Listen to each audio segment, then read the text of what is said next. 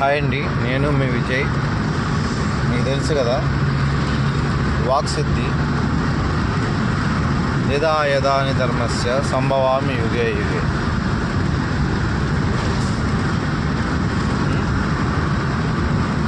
భూకంపము, tsunami రెండు కలగలిసి వస్తాయి. Bangkok already Indonesia, Bangkok, Malaysia సముద్ర తీర భాగంలో ఉన్న ఏదైనా కానీ, ముంబైతో సహా ముంబై అది ఏదైనా కానీ, సముద్ర తీరాలతో ఉన్నది ఏదైనా కానివ్వండి, కంపల్సరీ సర్వనాశనం అయిపోతుంది అని చెప్పాను. 1,70,00,000 మంది ఆస్తి నష్టము, ప్రాణ నష్టము. ఇంకా ఆలోచించండి, సునామీ విత్ భూకంపం అంటే. ఆ వీడియో మీకు రెండు కలిపి పెడతాను, చూడండి. మీకు అప్డేట్ వస్తే పర్వాలేదు, అప్డేట్ రాకపోతే. ఇంకో విషయం చెప్తున్నా అండి, అమెరికా అనే దేశమే లేకుండా పోతుంది.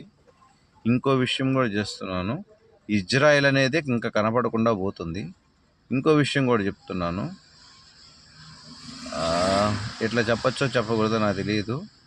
ఇంకొకటి ఉంది, ఒక ఊరు, అంటే ఊరు కాదు అది, మన దేశం కాదు, మన మతం కాదు, మన కులం కాదు, ఊరికి ఉత్తరాన అనుకుందాము. ఆ దేశ జనాభా మొత్తము నశించిపోతారండి బాంబు దాడులతో. అవి మన మీద పడతాయి. అవన్నీ ముందుగా చెప్పాను, లైవ్లో చెప్పాను నేను. అట్లాగే మొన్న లైవ్లోకి వచ్చిన వాళ్ళు కూడా ఇంకొక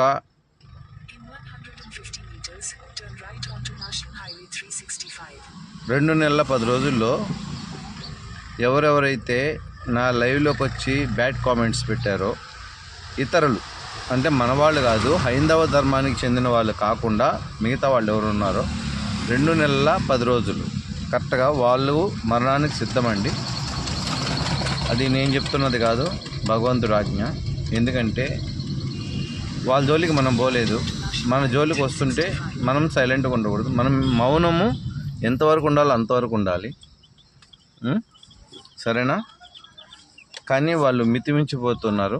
వాళ్ళలో ఉన్న కమ్యూనిటీ, వాళ్ళ దేశమైన రెండూ నాశనం అయిపోతున్నాయి. అసలు కొంతమందికి బాధ కలగవచ్చు, కొంతమంది నేను ఒక ఊరిని చెప్తున్నా అండి, భగవంతుడి గురించి అయితే చెప్పట్లేదు. వాళ్ళ దేవుడు పుట్టిన ఊరు మొత్తం ఆయన సమాధి అయ్యి మళ్ళీ లేచి 3వ రోజు లేచి ఆ దేశం మొత్తం పోతుందండి. ఇది కూడా గమనించగలరు. దీన్ని సపోర్ట్ చేస్తున్న దేశాలు కూడా సర్వనాశనం అయిపోతాయండి. మళ్ళీ హైందవ మతము పుంజుకుంటుంది, దైవభక్తి మీద శ్రద్ధ కలుగుతుంది, భక్తి కలుగుతుంది, భయం కలుగుతుంది. కొండలు పిండవుతాయి, అది కూడా చెప్తున్నాను. కొండలు పిండి అంటే మనిషి వల్ల కాదు, వాటికి అవే కుప్పకూలిపోతాయి. దానివల్ల అధిక ప్రాణ నష్టం జరుగుతుంది. ఇంత టైంలో పెడుతున్నా అంటే అర్థం చేసుకోండి, ఓకేనా? దాన్ని కలిపి పెడతానండి, చూసుకోండి. మొన్న మీరు కాలజ్ఞానం చెప్తున్నారా, ఏది చెప్పండి వింటామన్నారు కదా, దానికి ముందు వీడియోలు చూడండి. లైవ్లో కొన్ని చెప్పున్నాను, మామూలుగా కొన్ని చెప్పున్నాను, ఇప్పుడు మామూలు వీడియో రూపంలో కొన్ని చెప్పాను. ఇప్పుడు చెప్పినవి కూడా ఆ దేశానికి సంబంధించిన చుట్టుపక్కల ఊర్లు. పెట్రోల్ బండ్లు అనేవి కూడా ఉండవు, సరేనా? అది మొత్తం సూర్యుడి మీదే ఆధారపడి జరుగుతుంది, అంటే సోలార్ ప్యానల్స్, ఓకేనా? ఒక కారు నడవాలన్నా కూడా సోలార్ ప్యానల్, ఒక మోటార్ నడవాలన్నా సోలార్ ప్యానల్, ఒక ఇంట్లో ఫ్యాన్ తిరగాలన్నా సోలార్ ప్యానల్స్. వీటికి గిరాకీ పెరుగుతుంది. ఎవరైనా ముందుగా ఆలోచించిన వాళ్ళు ఇప్పుడైతే వేసేసుకోండి మీ విద్యలపైన, మీకు దగ్గరగా తక్కువ అమౌంట్లు అయిపోతుంది. ఇకపైన సూర్యుడు అనేవాడు కనిపించడం కూడా ఎట్లా ఉంటుందంటే, మనిషి బయటకు వస్తే చనిపోతాడు అన్నట్టుగా ఉంటాడు. సూర్యుడు 4 ఇంతలుగా ఉన్నాడా అనిపిస్తుంది. ఎండ తీవ్రత ఎక్కువ అవుతుంది, మధ్యలో వాన చల్లబరుస్తుంది. ఈ రెండు ప్రమాదకరమే, ఎందుకంటే వడగళ్లతో కొట్టి సగం మంది చచ్చిపోతారు. గ్లాసెస్ వల్ల, యాక్సిడెంట్ల వల్ల కొంతమంది చనిపోతారు. అదే గ్లాసెస్ వడగళ్ళు పడే డ్యామేజ్ అవుతాయి. అందువల్ల రన్నింగ్లో ఉన్న కార్స్ డ్యామేజ్ అయ్యి అవి బాల్తో పడడం, దాంట్లో ఉన్న వాళ్ళు మరణించడం జరుగుతుందండి. ఇట్లా ప్రకృతి వైపరీత్యాలు ఇంకా తప్పవు, గుర్తుపెట్టుకోండి. మొన్న చెప్పాను ఈ బ్రెజిల్ గురించే నేను.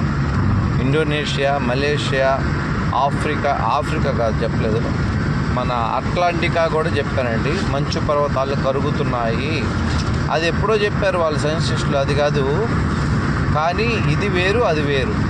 హిమాలయాల్లో భూకంపం పుడుతుందని చెప్పాను, అది జరిగింది. మంచు కరుగుడు వేరు, భూకంపం వేరు. ఇంతవరకు భూకంపం అనేది రాలేదు, కానీ అక్కడ 5.7గా నమోదైంది. అట్లాగే వేరే చోట కూడా మన ఆంధ్రాలో భూకంపం వచ్చింది ఈరోజు, అది కూడా గమనించండి. ఓకేనా? ఉంటానండి, బాయ్.